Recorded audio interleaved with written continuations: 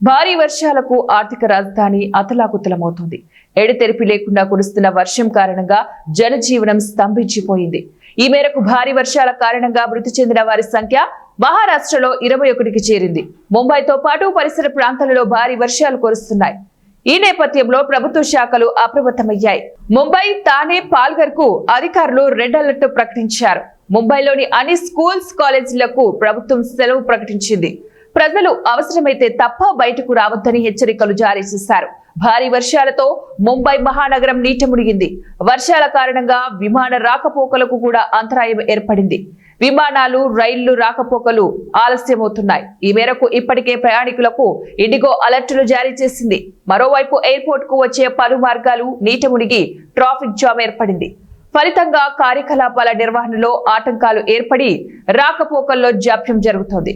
ఎడతెరిపి లేకుండా కురుస్తున్న వర్షాలకు జనజీవనం స్తంభించిపోయింది. బస్సు, రైళ్లు, విమాన సర్వీసులకు ఆటంకాలు ఏర్పడ్డాయి.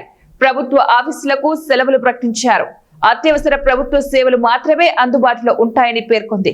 ప్రైవేటు సంస్థలు తమ ఉద్యోగులకు వర్క్ ఫ్రం హోం అవకాశం కల్పించాలని కూడా నగరపాలక సంస్థ సూచించింది. వర్ష బీభత్సం కారణంగా కాలేజీలు, స్కూళ్లు మూతపడ్డాయి. అధికారులు సహాయక చర్యలు కొనసాగిస్తున్నారు.